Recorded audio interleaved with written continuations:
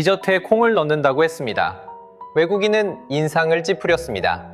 그런데 한 입 먹은 뒤 그들은 다시 비행기표를 검색하기 시작했습니다. 한국인에게 빙수는 그냥 여름 간식입니다. 편의점에서도, 카페에서도, 호텔에서도 손쉽게 만나는 한 그릇일 뿐입니다. 그런데 누군가는 그 한 그릇을 먹기 위해 십수만 원을 내고 호텔 로비에 줄을 섭니다. 누군가는 600년 전 왕만 먹던 얼음의 후예라는 걸 듣고 눈을 크게 떴습니다. 평범한 얼음 한 그릇이 어쩌다 전 세계가 줄 서는 디저트가 됐는지 그 반전은 콩 한 알에서 시작됐습니다. 서울의 한 카페, 외국인 손님이 빙수 메뉴판 앞에서 멈춰 섭니다. 메뉴 설명에는 붉은 콩이 가득 올라간 사진이 있습니다. 그는 잠시 인상을 찌푸렸습니다.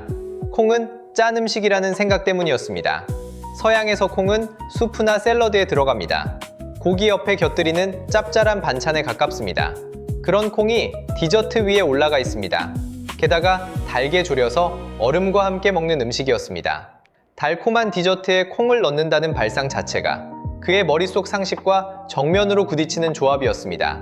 그렇게 망설이던 손님이 결국 한 숟갈을 떠먹었습니다. 표정이 천천히 바뀌었습니다. 한 여행 블로거는 그 순간을 이렇게 적었습니다. 먹고 난 뒤 미국에도 이런 빙수가 있었으면 싶었다는 것입니다. 심지어 직접 카페를 열까도 진지하게 생각했다고 적었습니다.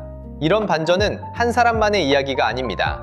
팥이 생소했던 외국인이 한 입 뒤 호평으로 돌아서는 일은 이제 흔한 풍경이 됐습니다.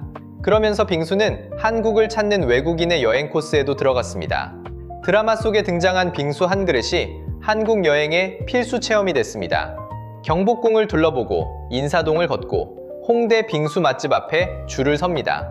빙수 한 그릇이 관광 일정의 한 칸을 차지하게 된 것입니다. 그런데 외국인에게 이 팥빙수는 단순한 콩 디저트가 아니었습니다. 알고 보니 조선 왕실까지 거슬러 올라가는 음식이었습니다. 그 이야기는 한겨울 한강의 얼음 창고에서 시작됩니다. 편의점 냉장고에 1,000원짜리 빙수가 쌓여 있습니다. 누구나 가벼운 마음으로 집어듭니다. 하지만 이 한 그릇의 조상은 왕의 식탁 위에 있었습니다. 조선시대에는 한강이 얼면 사람들이 강으로 나갔습니다.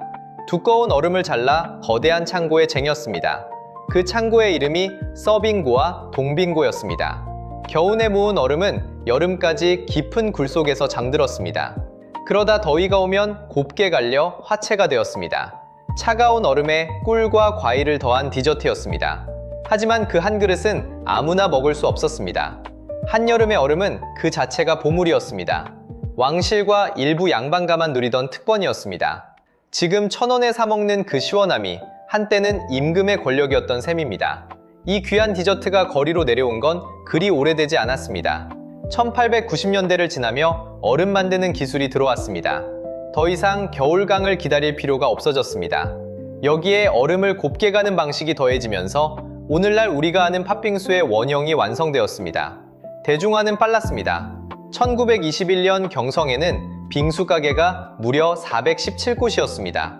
100년 전 그 여름에도 사람들은 줄을 섰습니다. 왕의 얼음은 그렇게 모두의 얼음이 되었습니다. 그리고 100년이 더 흐른 오늘, 그 얼음은 또 한 번 모습을 바꿉니다. 지금 서울 특급 호텔 로비에서는 빙수 한 그릇을 놓고 오픈런이 벌어집니다.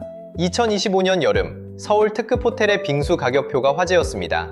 신라와 롯데가 10만 원을 넘겼고 포시즌스는 한 그릇에 거의 15만 원까지 올랐습니다. 한 그릇에 10수만 원짜리 디저트였습니다. 그런데도 매년 여름이면 문을 열기 전부터 사람들이 줄을 섰습니다. 비싸다는 말과 먹어봤다는 말이 동시에 쏟아졌습니다. 이 열기는 곧 국경을 넘기 시작했습니다. 빙수 프랜차이즈 설빙은 국내 매장 수백 곳을 넘어 2017년부터 해외 6개 나라까지 뻗어나갔습니다. 특히 태국은 진출 2년여 만에 30호점까지 돌파했습니다. 그러던 중 2025년 7월에는 큰 계약이 성사됐습니다. 필리핀의 프레들리 그룹과 마스터 프랜차이즈 계약을 맺은 것입니다. 첫 매장은 동남아 최대 쇼핑몰 몰 오브 아시아에 들어섰습니다. 그런데 이런 빙수의 세계화가 곧장 모방의 나라인 중국에서는 짝퉁 설빙이 잇따랐습니다. 상표권을 두고 분쟁을 겪을 만큼 따라 만드는 가게가 늘어났습니다. 베끼고 싶을 만큼 매력적이었다는 뜻이기도 합니다. 원본이 유명할수록 짝퉁은 늘어나는 법입니다. 숫자는 더 분명한 신호를 보냅니다. 빙그레의 해외 매출은 최근 5년간 해마다 두 자릿수로 불어나 1,500억 원을 넘겼습니다. 인도와 유럽, 동남아 곳곳에 K빙수 카페가 문을 열었습니다. 얼음을 갈아 올린 한 그릇이 세계의 입맛을 흔들고 있었습니다. 콩 한 알에서 이 모든 이야기가 시작됐습니다. 왕만 먹던 얼음은 거리의 디저트가 됐고 그 디저트는 이제 전 세계가 줄 서는 산업이 됐습니다. 1,000원짜리 한 그릇과 1,500억 원짜리 시장이 같은 콩 한 알에서 갈라져 나온 것입니다. 빙수, 어떤 계절의 기억이신가요? 그 기억을 댓글로 나눠주셔도 좋겠습니다. 이 콩 한 알이 어디까지 갈지 다음 여름이 그 답을 보여줄 것입니다.